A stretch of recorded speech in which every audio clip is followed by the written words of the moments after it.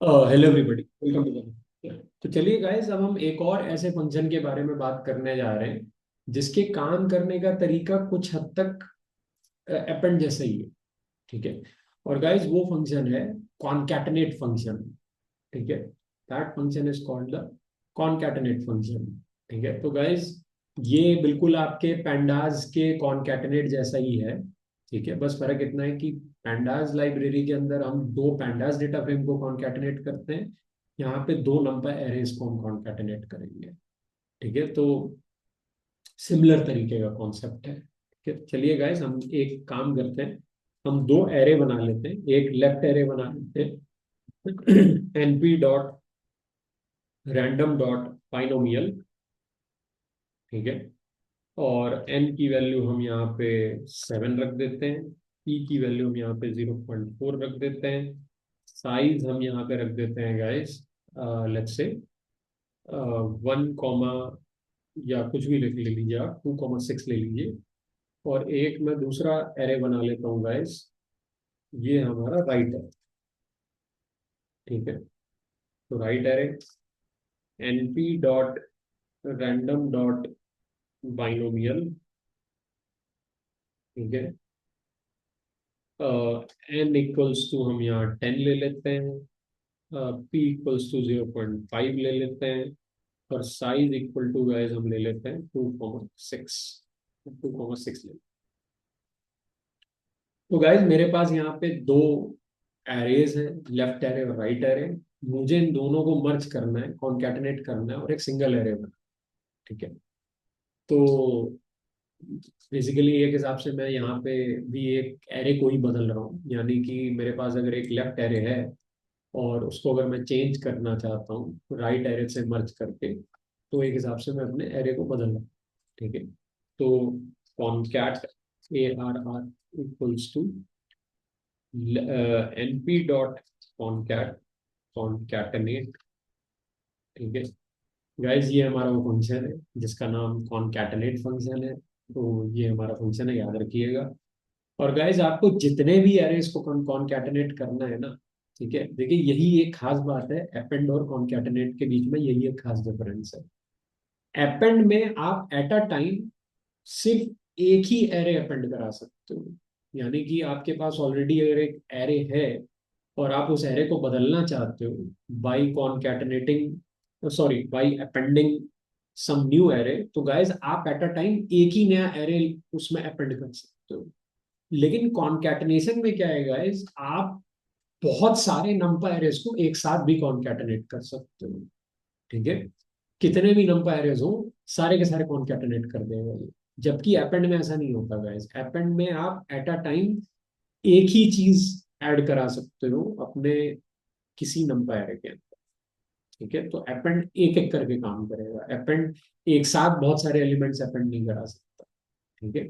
ये बिल्कुल लिस्ट के अपेंड की तरह है। जैसे लिस्ट में आप एट अ टाइम कोई एक चीज ही अपेंड करा सकते हो। आप या एक स्ट्रिंग अपेंड करा सकते हो, या एक लिस्ट अपेंड करा सकते हो, या एक एक नंबर एरे अपेंड करा सकते हो, एक पैंडास डेटा फ्रेम अपेंड करा सकते हो।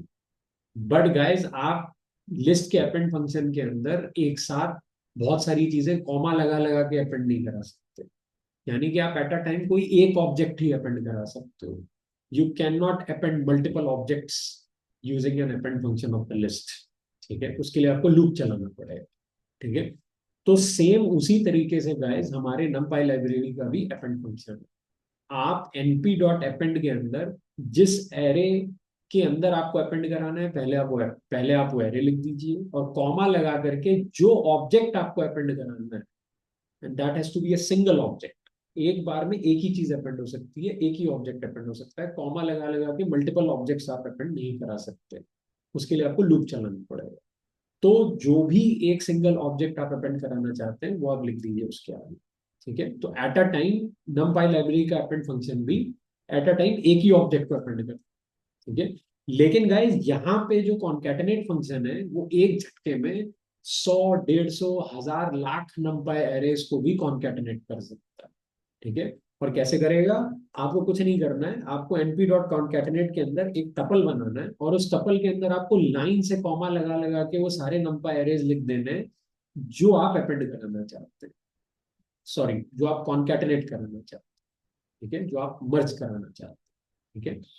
तो एक हिसाब से जो अपेंड फंक्शन है वो हमेशा, एक जो दूसरा डिफरेंस है कॉन्कैटिनेट और अपेंड के बीच में, जो आपका अपेंड फंक्शन है वो हमेशा आपके ऑब्जेक्ट को आपके नंबर एरे के लास्ट में ही अपेंड करेगा, ठीक है। लेकिन गाइस जो कॉन्कैटिनेट फंक्शन है उसमें आप कॉन्कैटिनेशन का ऑर्डर भी चेंज कर सकते हो, ठीक है, you can change the order of concatenation also. कैसे?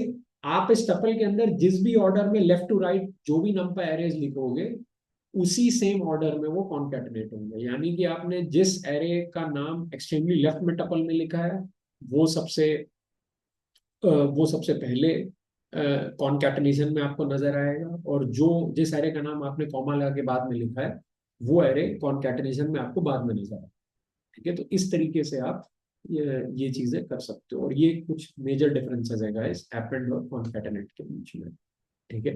तो चलिए गाइस, अब मैं काम करने जा रहा हूँ, मैं इन दोनों एरेज को ज्वाइन करने जा रहा हूँ, कॉन्कैटिनेट करने जा रहा हूँ। तो लेफ्ट एरे कॉमा राइट, ठीक है। बट गाइस आप क्लियरली देख सकते हैं कि हमारे ये जो दोनों एरेज है ये 2,6 के हैं। तो अब मैं इन्हें दोनों तरीकों से मैं इन्हें दोनों तरीकों से कॉन्कैटिनेट करा सकता हूँ। या तो मैं इन्हें कॉलम वाइज कॉन्कैटिनेट करा लूँ, तो गाइस अगर मैं इन्हें कॉलम वाइज कॉन्कैटिनेट कराऊंगा तो फिर क्या होगा?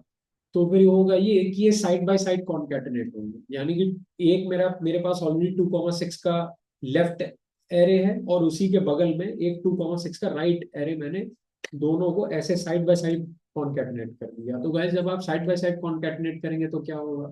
आपकी जो रोज है वो तो टू ही रहेंगी, लेकिन आपके जो कॉलम्स हैं वो पहले लेफ्ट वाले एरे के 6 कॉलम और उसी के साइड में आपने राइट वाला एरे भी कॉन्कैटिनेट किया तो उसके 6 कॉलम, तो 6 + 6 आपको एक बहुत बड़ा सिंगल एरे मिलेगा कॉन्कैटिनेशन के बाद, जिसमें 12 कॉलम आपको मिलेंगे।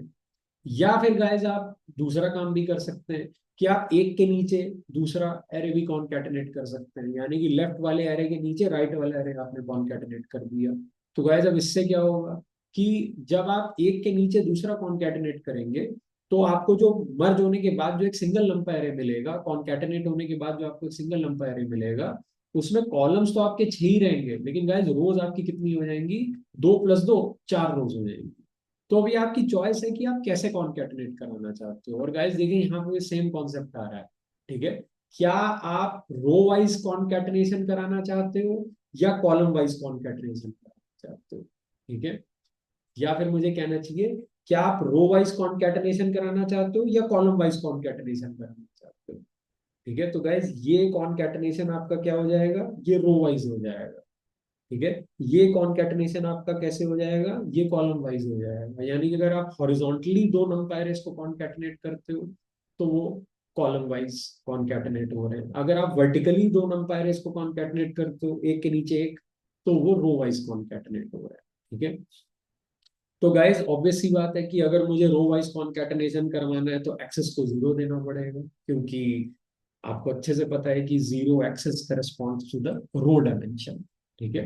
और अगर मुझे कॉलम वाइज कॉन्कैटिनेट कराना है, जैसे मान लीजिए मैं यहाँ पे काम करता हूँ, रो वाइज इसका नाम दे देता हूँ, ठीक है, रो वाइज कॉन्कैटिनेट एरे। और गाइज नीचे एक और बना लेता हूँ, कॉलम वाइज कॉन्कैटिनेट एरे, ठीक है। तो np डॉट कॉन्कैटिनेट, ठीक है, यहाँ पे left array comma right array comma x is equal to 1। तो गाइस कॉलम वाइज कॉन्कैटिनेशन में एक्सेस 1 हो जाएगी, रो वाइज कॉन्कैटिनेशन में एक्सेस 0 हो जाएगी, यानी कि अगर आपको वर्टिकली कॉन्कैटिनेट कराना है एक के नीचे एक रो वाइज तो गाइस एक्सेस 0 हो जाएगी। तो अब आप देखेंगे कि इसमें हमारी जो नंबर ऑफ रोज है वो इंक्रीज होगी, क्योंकि हमने जो कॉन्कैटिनेशन कराया है वो रो वाइज करवाया है गाइस, ठीक है। तो row wise concat A R R, ठीक है, सॉरी मैंने यहाँ गलत लिख दिया, row wise row wise concat A R. ठीक है, तो गाइज आप क्लियरली देख सकते हैं कि हमारी जो नंबर ऑफ रोज है वो 4 हो गई है, लेकिन कॉलम्स हमारे पास अभी भी 6 के 6 ही है। ठीक है, लेकिन गाइज अगर आप कॉलम वाइज कॉन्कैटिनेट कराते हैं तो आप क्लियरली देख सकते हैं गाइज कि हमारी जो नंबर ऑफ रोज है वो तो 2 ही है, लेकिन कॉलम गाइज हमारे 12 हो चुके हैं, क्योंकि साइड बाय साइड हमने किया ना, तो कॉन्कैटिनेशन साइड बाय साइड हुई। ठीक है, तो बस ये है गाइज हमारा कॉनकैटिनेट फंक्शन है। ठीक है, अब सबसे अच्छी बात जो मैंने आपको बताई वो ये है कि आपको जितने भी एरेज को कॉन्कैटिनेट करना है, आपको एनपी डॉट कॉन्कैटिनेट के अंदर वो सारे के सारे एरेज एक टपल के अंदर देने पड़ेंगे। ठीक है, और इनका ऑर्डर भी आप फ्लिप कर सकते हो, यानी कि अगर मैं यहाँ पे right A R R comma left A R R कर दूंगा, तो गाइस पहले आपको कॉन्कैटिनेटेड एरे के अंदर राइट ए आर आर के एलिमेंट्स नजर आएंगे, और फिर आपको लेफ्ट ए आर आर के एलिमेंट्स नजर आएंगे। तो ये इस तरीके से काम करता है। ठीक है, और गाइस कोई जरूरी नहीं है कि आप सिर्फ इस फंक्शन की मदद से जो है वो सिर्फ